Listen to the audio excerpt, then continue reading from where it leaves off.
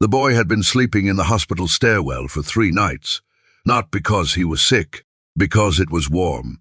And the security guard on the night shift, minus an older man named Gerald, who had seen enough of the world to know when someone needed a blind eye, minus let him stay as long as he was quiet and gone before S. Even his name was Eli. He was 12 years old. He had no parents, no address, and $14 in a tin box he kept inside his jacket at all times. On the 3rd night, he heard the couple in the corridor outside the stairwell door. He wasn't trying to listen. Sound carries differently at 2 a.m. when the hospital goes quiet, and there is nothing between you and the world but a fire door left slightly open. The woman was crying. The man was trying not to. They said 6 months. The man said, maybe less. Without a match, there is nothing more they can do. Eli sat very still in the stairwell dark. He didn't go back to sleep. The man in the corridor was Edward Harlan, 48 years old, founder of Harlan Capital, a name that appeared on buildings and endowments and quarterly reports in 9 countries. A man who had spent his adult life solving problems with the application of sufficient resources. His son, Thomas, was 9 years old and had been in the pediatric ward for 11 weeks, with a kidney condition that had progressed faster than any of his doctors had predicted. The transplant list was long. Thomas's rare tissue type made a match statistically. Unlikely in any reasonable time frame, Edward Harlan had done everything a man with his resources could do. He had funded additional research. He had consulted specialists on 3 continents. He had called in every favor available to him. None of it had moved the number that mattered. Eli knew none of this when he pressed his ear to the fire door at 2 a.m.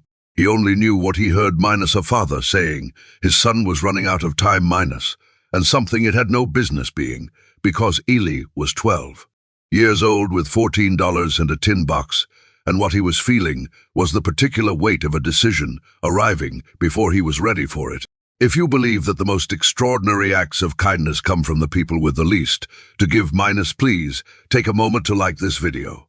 Share it with someone who needs to believe in goodness today, and subscribe to Kindness Corner. Because what Eli did the next morning is something that no one in that hospital, minus least of all Edward Harlan, will ever be able to fully explain. The next morning, Eli presented himself at the hospital's transplant coordination office. The coordinator, a woman named Dr. Anand, was accustomed to unusual situations. She was not accustomed to a 12-year-old boy in a worn jacket appearing at her desk asking to be tested as a potential kidney donor for a patient he had never met. She told him donors needed to be adults. He told her he had looked it up minus in some cases with appropriate medical and ethical review. Living donors under 18 were considered. He had found the hospital's policy on the shared computer at the public library 2 blocks away. He had printed it out. He placed the printed page on her desk with the quiet confidence of someone who has done his research and knows it. Dr. Anand looked at the page, then at the boy. Why? She asked simply. Eli thought about it the way he thought about most things minus carefully, without rushing. Because I heard his dad last night, he said, and I have 2, and he needs 1, and I don't have much else to give.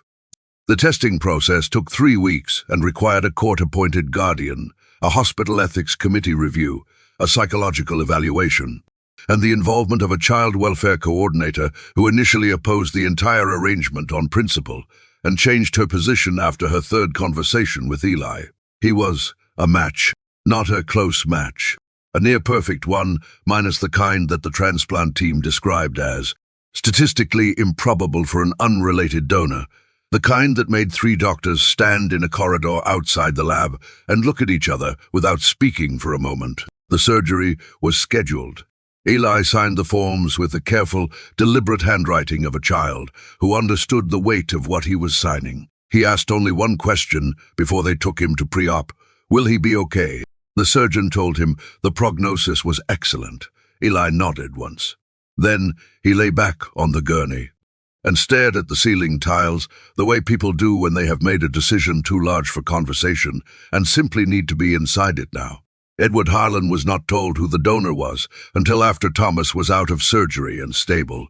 Hospital protocol, donor privacy. He had accepted this, the way he accepted most constraints, minus impatiently, but without recourse. When Dr. Anand finally sat across from him in her office and told him Edward did not speak for a long time.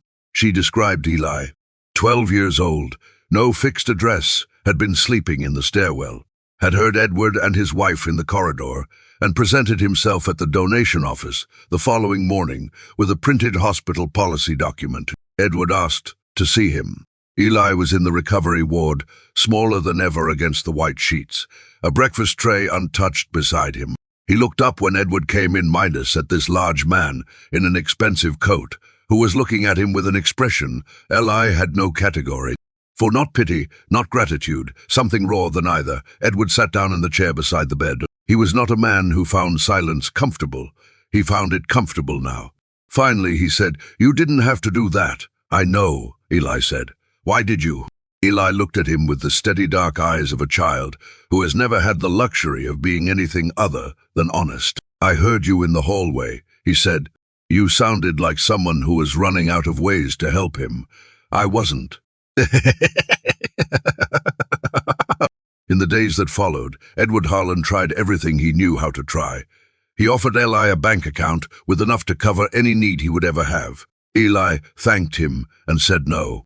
He offered an apartment minus furnished, in a safe neighborhood, paid through any point in the future Eli chose. Eli thanked him and said no. He contacted a private school whose headmaster owed him a favor and arranged a full scholarship with dormitory accommodation. Eli thanked him and said no.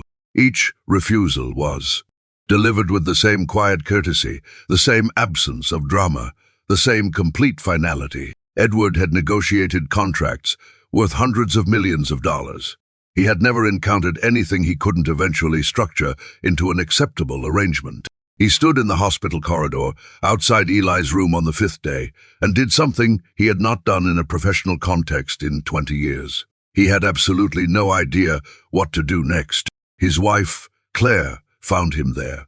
She had been visiting Eli every afternoon, minus bringing food, sitting with him, learning that he liked mathematics and disliked loud noises, and had once, at age 8, read an entire encyclopedia volume because it was the only book available in the shelter that night. "What does he actually want?" Edward asked her. Claire was quiet for a moment. "I don't think he knows," she said. "I think he's never been in a position to want anything that wasn't just survival." Edward looked at the closed door of Ellie's room for a long time. It was Thomas who figured it out. He was 9 years old and recovering well and had been told, in the careful age-appropriate language that doctors use, that a boy named Eli had helped make him better. Thomas had asked to meet him. They had been placed in a room together, minus carefully, with staff nearby minus, and left to navigate the particular social territory of two children who owe each other something enormous and don't yet have words for it. What they did instead was play. Cards. Thomas taught Eli a game he'd learned from his grandfather. Eli won 4 times and lost once, and they argued cheerfully about whether one of his wins counted.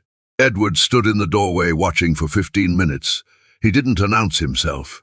He just watched his son laugh, minus really laugh, the way he had before he got sick, minus, and watched the boy who had made that possible sit across from him with a half smile that was the closest thing to unguarded happiness Edward had seen on Eli's face. In 3 weeks of knowing him, he went home that evening and sat with Claire for a long time. Then he said, "I think I've been trying to give him what I have, instead of what he needs." The legal process took 4 months.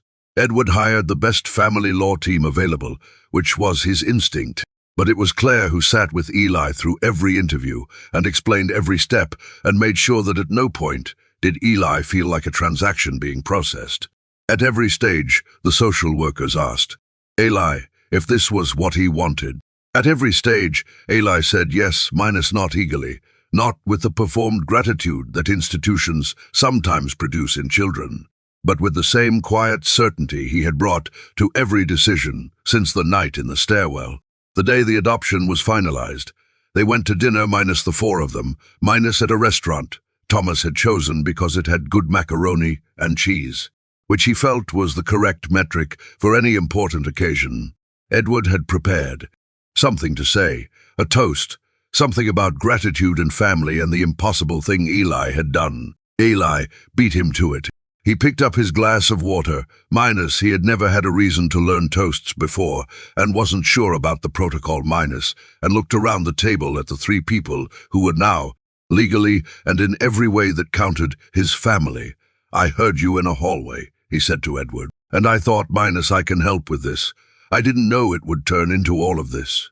He paused, looked at Thomas, at Claire, at Edward. "I'm really glad it did," he said quietly. Thomas raised his glass of apple juice with great ceremony. "Me too," he said. And the restaurant, which had been carrying on around them in the ordinary way of restaurants, felt suddenly very small and very warm. If this story reminded you that the people with the least to give sometimes give the most minus, please take a moment to like this video. Share it with someone who needs to believe in goodness today. And subscribe to Kindness Corner. Before you go, tell us in the comments, have you ever been helped by someone who had every reason not to help? Tell us their name. Let this be the place where the quietest heroes finally get to be seen. Because somewhere, a boy named Eli is doing his homework at a desk that is his, in a room that is his, in a house where someone will come to check on him before he falls asleep. He overheard a stranger's desperation in a hospital hallway at 2 a.m., and he decided that was enough of a reason. Some people are just built that way. The world is better every time one of them is found.